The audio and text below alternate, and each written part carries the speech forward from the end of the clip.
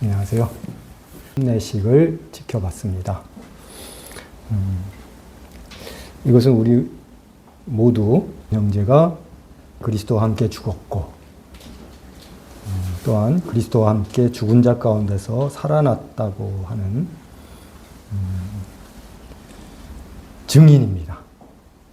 우리 모두가 다 증인입니다.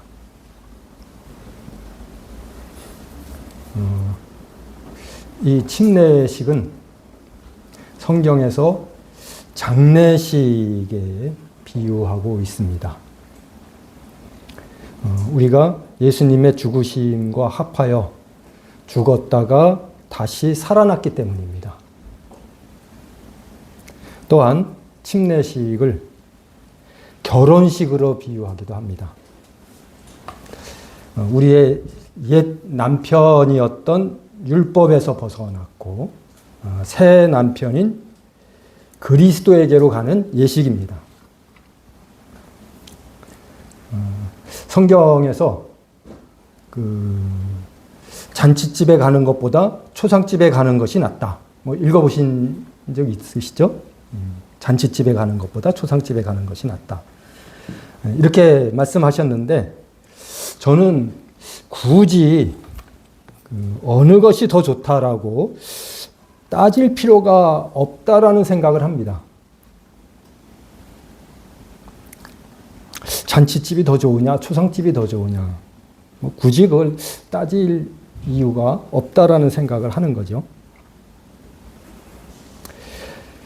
잔치집을 결혼식으로 보고 초상집을 장례식으로 본다면 침례식은 이 둘 다를 포함하고 있기 때문입니다. 죽었기 때문에 장례식이고 새로 결혼을 했기 때문에 결혼식입니다.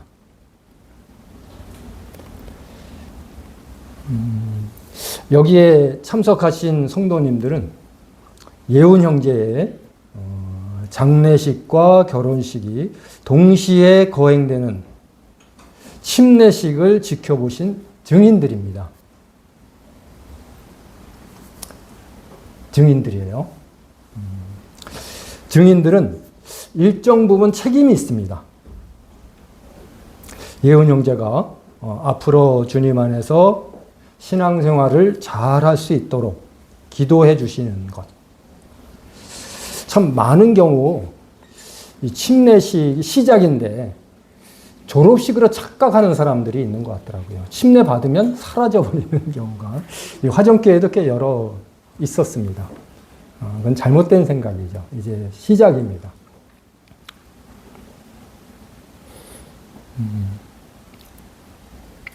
그래서 이제 신앙의 시작을 하고 있는 예훈 형제가 신앙생활을 잘할 수 있도록 기도해 주시는 이것이 여러분들의 책임입니다.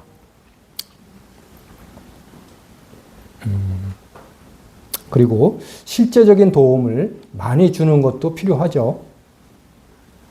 격려와 칭찬을 많이 해주시고 신앙생활에 도움이 되는 좋은 말씀들이나 요즘 그런 게 참 잘 돼 있습니다. 좋은 말씀을 나눌 수 있는 또 예화 등을 카톡으로 보내주시는 것도 사랑의 표현이라는 생각을 해요. 이게 증인들이 해야 할 일이라고 생각이 됩니다. 그래서 오늘의 말씀, 그래서 아침에 한 절이라도 카톡으로 보내주면 짧은 거는 대부분 읽거든요. 우리가 성경을 펼쳐서 한 장을 다 읽으려면 시간도 투자를 해야 하고 마음이 가야 하거든요. 그게 잘 안 될 때가 있는데 성도님들이 한 절씩 짧게나마 보내주신다면 그걸 읽는단 말이죠. 그게 영적인 도움이 많이 될 거라는 생각을 하고요. 우리가 또 밴드나 여러 사이트에 보면 좋은 이야기들이 많습니다. 읽으면 그렇구나 공감이 되네 하는 그런 내용들이 꽤 있거든요.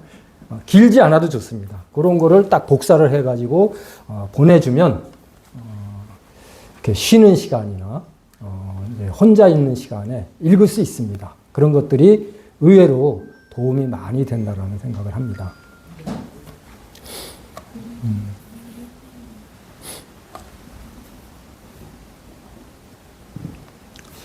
우리 외에도 또 다른 증인들이 있습니다. 사람들의 눈에는 보이지 않지만 분명히 존재하는, 분명히 현존하는 천사들입니다. 천사들도 증인이에요.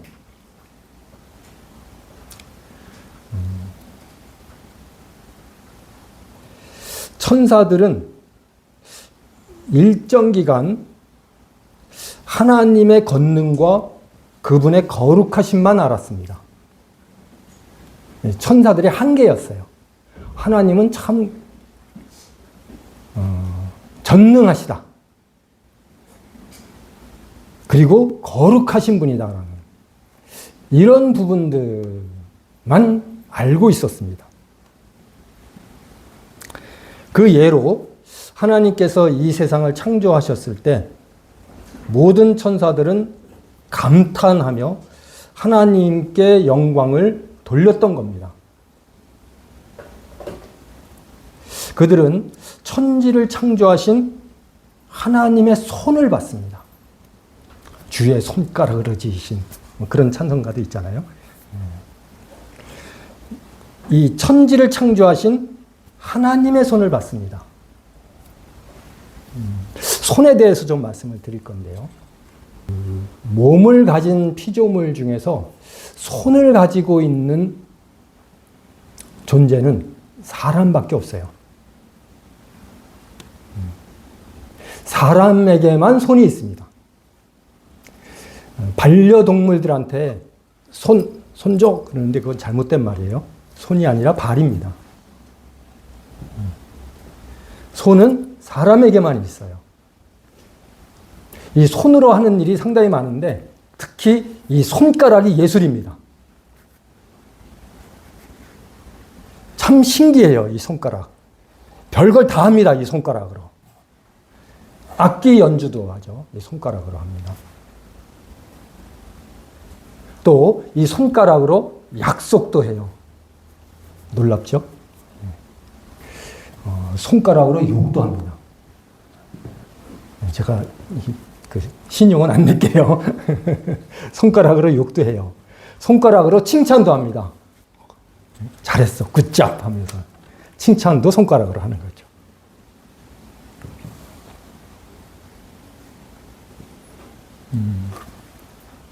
하나님의 창조의 손, 이 창조의 손이 어찌 그리 신비하고 아름다운지요. 천사들이 감탄을 합니다. 정말 하나님은 놀라우신 분이구나. 제가 그냥 읽어드릴게요. 시편 19편 1절에는 하늘이 하나님의 영광을 선포하고 궁창이, 그 다음에 나오는 말씀이 궁창이 그의 손으로 하신 일을 나타내는도다. 궁창이 그의 손으로, 하나님의 손으로 하신 일을 나타낸다라고 노래했습니다.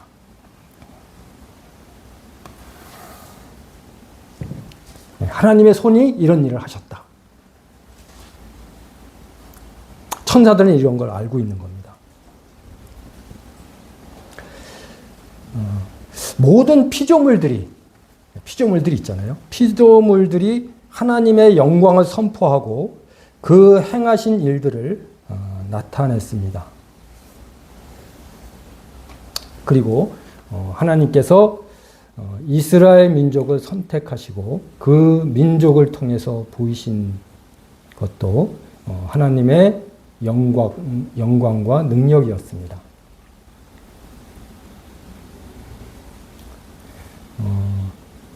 이스라엘을 구원하시는 하나님의 손,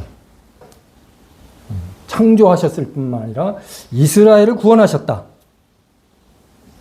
이스라엘을 구원하시는 하나님의 손을 보면서 모세가 하나님을 찬양하던 그런 내용이 나오는데 이 찬양이 인류 최초의 찬양이었습니다.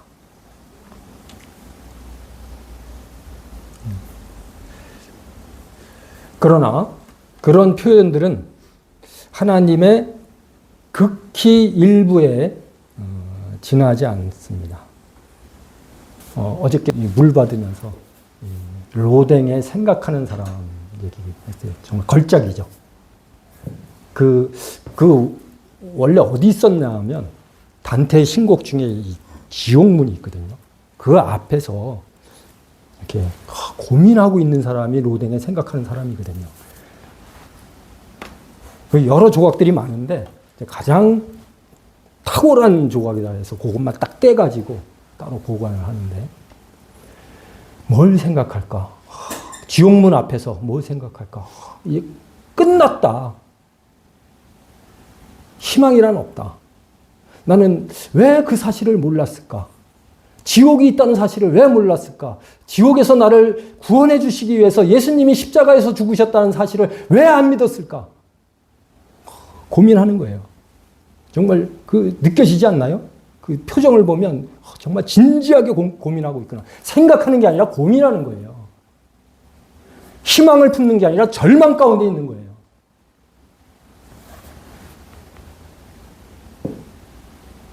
하나님, 너무 하시는 것 아닙니까? 어떻게 그런 사랑을 나타낼 수 있습니까?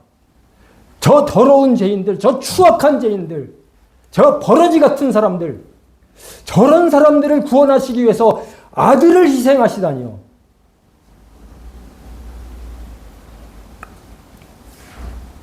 이해가 안 되는 겁니다.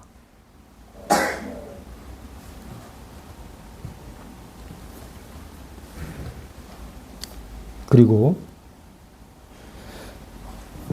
그런 사랑을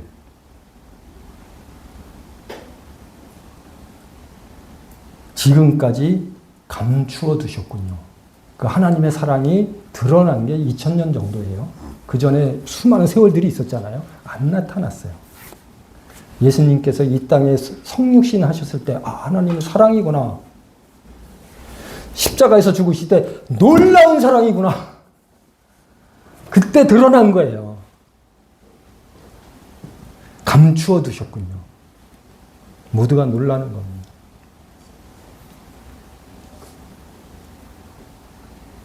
계시록 이 전반부에 보면요, 천사들이 노래를 하거든요. 하나님의 전능하심을 노래해요. 거기에 구속의 찬양은 없어요. 천사들은 그런 노래를 못 부릅니다. 자기들은 구속된 경험이 없거든요. 구원받은 경험이 없어요. 예수님의 십자가를 통해서 새롭게 된 경험이 없습니다. 그래서 그런 노래 못 불러요. 만약 그런 노래 부르면 거짓말이에요. 근데 우리는 둘 다를 불러요. 하나님의 전능하심, 하나님의 거룩하심, 하나님의 공의로우심도 찬양하고, 우리를 구원하셨다, 우리를 구속하셨다, 우리를 죄에서 해방하셨다, 이 노래도 부르는 거예요. 얼마나 천사보다 뛰어납니까? 이제 부활하신 예수님께서 그 손과 발에 여전히 상처를 가지고 계십니다. 의미가 있다고 생각이 들어요. 지우실 수 있었거든요. 우리 보통 보면 이제 흉터라는 게 있잖아요. 손에 있던 얼굴에 있으면 더 큰일 나는 거죠. 흉터라는 게 있는데 가능하면 지우고 싶어 해요. 예수님은 지우실 수 있었어요. 부활하신 몸이니까 없애실 수 있습니다. 그런데 참 감사하게도 여전히 상처를 가지고 계세요. 손과 발에 못자국, 옆구리에 창자국을 가지고 계세요.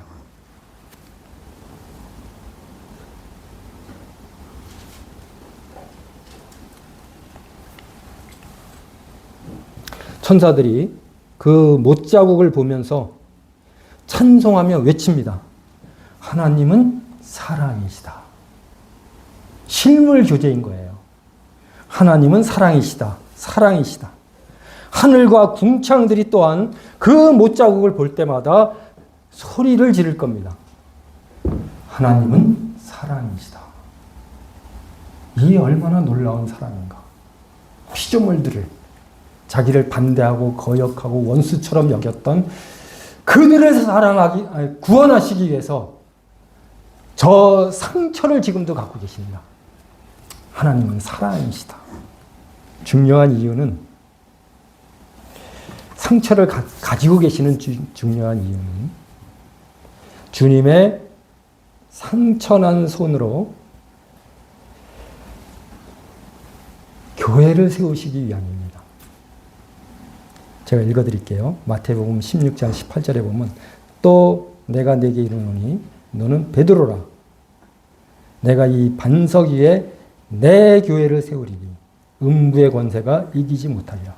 예수님께서 의지를 가지고 뭘 하시냐면 이 반석 위에 베드로가 아니라 베드로의 간증이죠. 베드로의 고백 위에 내 교회를 세우겠다. 음부의 권세가 이기지 못한다.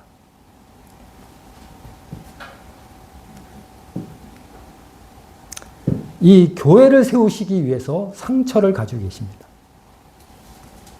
예수님은 지금도 교회를 세우고 계세요. 그 세우시는 손은 어떤 손이냐면 상처가 있는 손이에요. 상처가 있는 손으로 교회를 지금 세우고 계시는 거예요. 멀쩡한 손이 아닙니다. 이 상처는 사랑하기 위한 상처입니다. 은혜를 베풀기 위한 상처였어요. 희생의 상처입니다.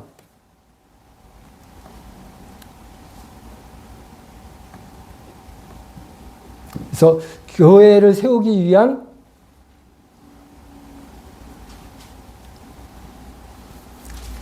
상처가 필요했던 거죠.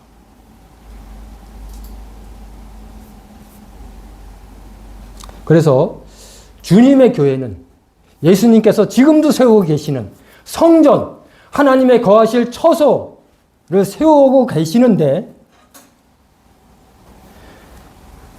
주님의 교회는 사랑으로 세우십니다. 사랑의 상처예요. 그 상처 입은 손으로 세우시는 거예요.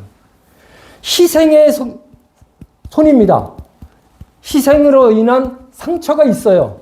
그래서 교회는 어떤 것으로 세워지느냐? 사랑으로 세워져요.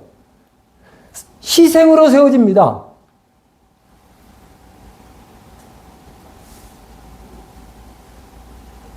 그게 교회예요.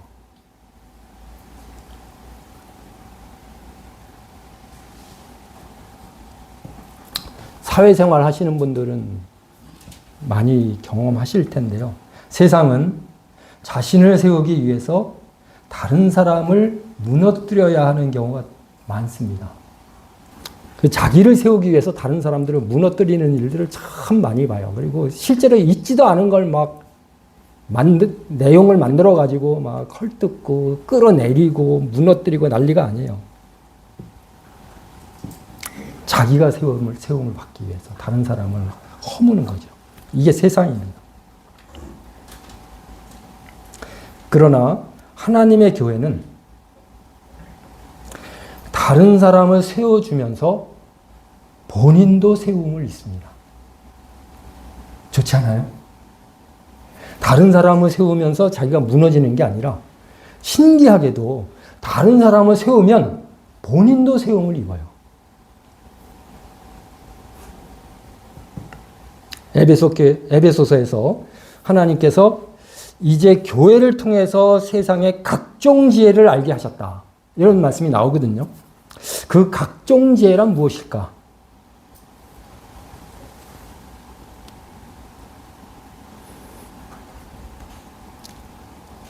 여러 가지가 있겠지만 바로 다른 사람들을 세워주는 것을 통해서 자신도 세움을 받는다. 이 교회에서만 있을 수 있는 일인 것 같아요. 다른 사람을 세워주면 자기가 손해보거나 무너지는 게 아니라 본인도 세움을 입는다. 그러니 천국이죠. 그러니 행복한 거죠. 그러니 즐거운 거죠. 새 생명이 태어나니까 침례를 받고 만찬에 참여하고 세움을 입는 거잖아요. 근데 우리는 그 세움을 통해서 쭈그러드나요? 아니에요. 같이 기뻤어요. 한 사람, 다른 사람들을 세우는데 내가 무너지는 게 아니라 같이 세움을 입어요. 이게 세상과 다른 살아가는 방법입니다. 세상 사람들이 이해를 못하죠.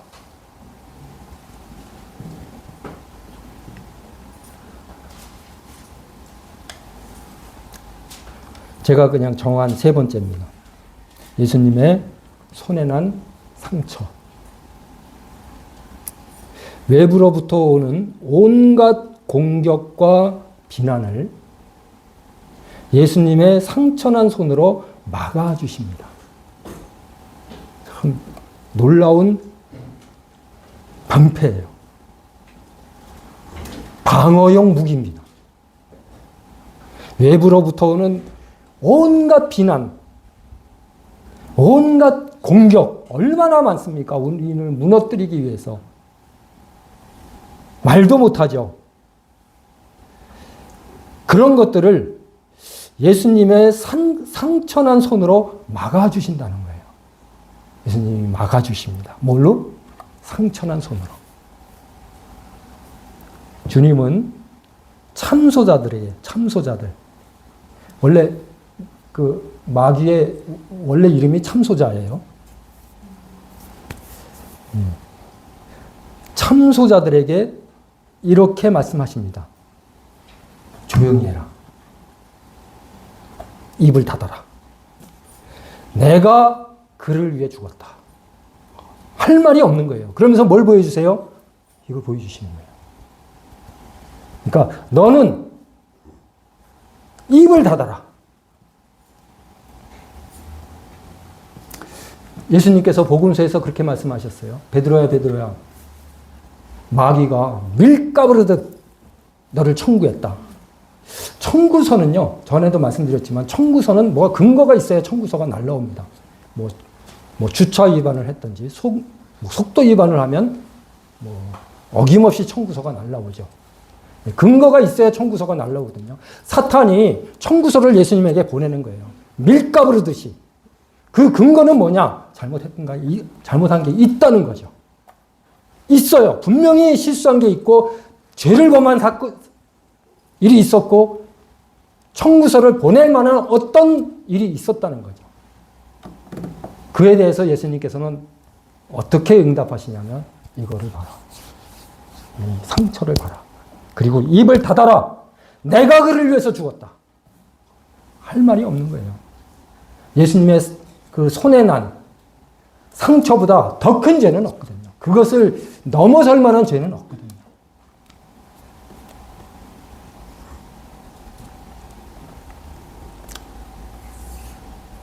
영어로 쓰고 싶은데 참겠습니다. 조용히 해라.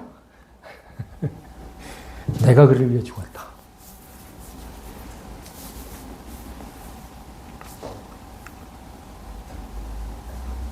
그리고 교회 내에서 우리도 저를 포함한 여기 계신 모든 분들의 높아지려는 마음이 얼마나 자주 있나요? 높아지려는 마음. 교회를 세워가면서 정말 자기의 그 우월감,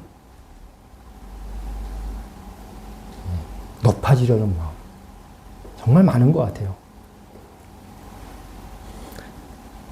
또 주장하려는 태도가 얼마나 많이 있나요? 이게 맞아. 이것만 옳은 거야. 내 말이 맞다니까. 이러고 싶은 그런 충동이 굉장히 많아요. 그래서 아는 지식 모르는 지식 다 동원해가지고 자기를 변호하고 변명합니다.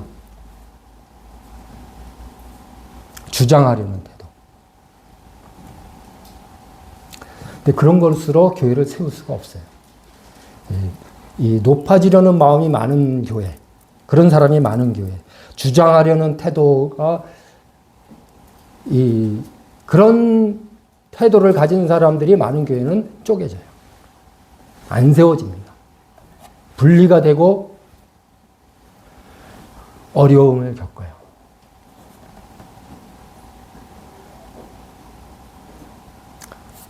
교회를 세우는 힘은 어디서 나오냐면 상처난 손에서 교회는 세워져요. 우리가 높아지려는 마음이 있고 주장하려는 태도가 있을 때마다 예수님의 손에 못자국을 보면서 회개하는 거죠. 주님은 교회를 세우시기 위해서 이렇게 자신을 희생하시고 헌신하시고 상하셨는데, 정말 그 표현이 딱 맞는 것 같아요. 상하셨는데, 교회를 세우기 위해서 아프셨는데, 사람들에게 무시당하셨는데, 나는 지금 그 예수님의 상처를 통해서 구원받은 나는 지금 뭐 하고 있는 거야? 왜 주장을 해? 왜 자신을 높여? 십자가의 원수를 행하는 거 아닌가?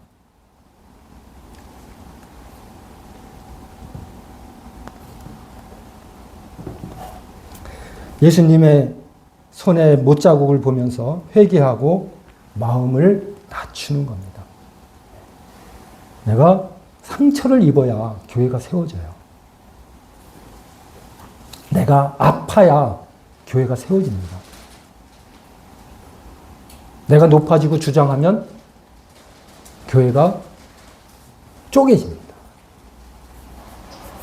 물론 이건 그냥 하나의 이제 원칙이고, 그 세부적인 것도 다 얘기하면 또 그럴 만한 사정이 있고 이유가 다 있어요. 그렇지만 기본적인 우리의 태도는 이래야 한다는 거죠.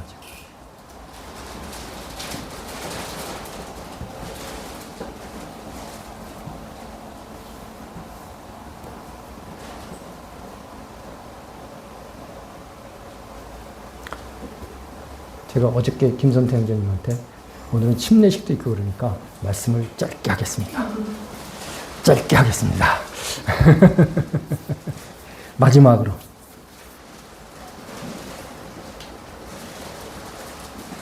예수님께서 지니신 상처들은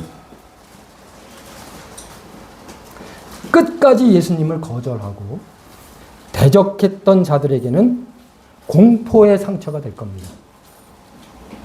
그들에게는 정말 끔찍한 공포, 마치 악몽을 꾸는 것 같은 그런 상처가 될 겁니다. 예수님께서 팔을 올리실 때마다 자신들이 무슨 짓을 했는지, 이게 뭐야? 지금까지 한 일이 뭐야? 무슨 짓을 했는지 고소당합니다. 그 상처는 고소하는 상처예요. 예수님의 십자가의 상처가 드러나면서 자신들이 얼마나 사악한지, 얼마나 하나님을 대적했는지, 얼마나 창조주 거룩하신 분을 원수처럼 여겼는지 만천하에 공개되는 것입니다. 계시록 1장 7절에는 그를 찌른 자들도 볼 것이요 땅에 있는 모든 족속이 그로 말미암아 애곡하리니 그리하리라. 아멘. 이렇게 기록되어 있습니다. 모든 족속이 그로 말미암아 애곡해요. 뭘 보면서? 예수님의 손과 발에 나타난 아직도 지니고 계신 그 상처를 보면서 우리가 지금까지 무슨 짓을 한 거야? 아니 어떻게 저렇게 악한 일을 할 수 있어? 자기가 해놓고. 그를 찌른 자도 볼 것이요. 예수님 확인사살하기 위해서, 참 사악하잖아요. 확인사살하기 위해서 참으로 심장을 찔렀습니다.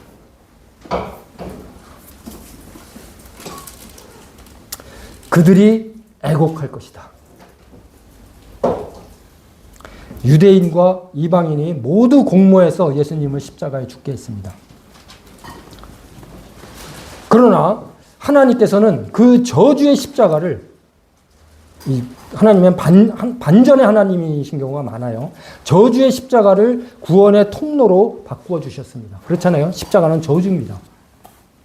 그런데 구원의 통로로 바꿔주셨어요. 그것마저도 거부하고 하나님의 용서를 짓밟아버린 그 영혼들이 예수님의 상처들을 보면서 애곡하는 것입니다. 정말 하나님께서 저주의 십자가를 구원의 통로로 바꿔주시는 이런 은혜까지 베풀어 주셨는데, 가장 사악한 것을 가장 은혜로운 통로로 만들어 주셨는데 그것까지 거절하다니. 그 사람들은 그 상처를 보면서 곡할 거예요. 그 슬피 울며 이를 간다고 이제 성경에 기록되어 있잖아요. 후회예요, 후회. 그냥 이 슬픔의 눈물이 막 뚝뚝뚝 떨어지면서 막 이를 부득부득 하며 내가 왜 그렇게 살았을까? 내가 왜 그걸 거절했을까? 내가 왜 그걸 귀담아 듣지 않았을까?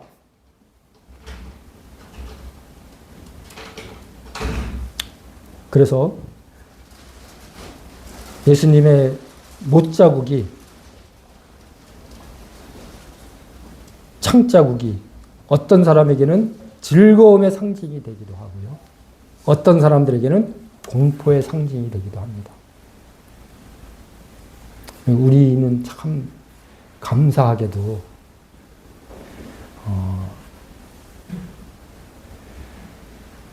즐거움의 상징이 되는,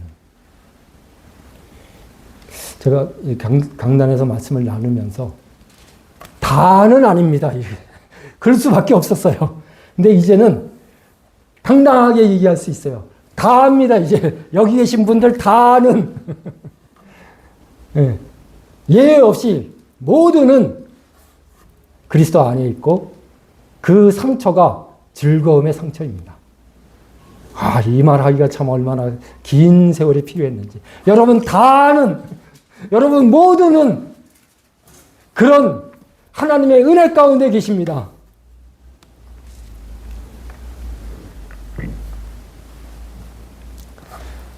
먼저 우리에게 믿음을 갖게 해주신 주님께 감사드리면서, 또한 영혼들에게 아직도 기회는 있는 거잖아요. 하나님께서 은혜 시대를 마감치 않으셨기 때문에 영혼들에게 복음 전할 문을 열어주시기를. 그래서 매월 침례식은 어렵겠지만 그래도 1년에 한 번씩은 침례식을 하면 좋겠다. 이런 바람으로 기도합니다.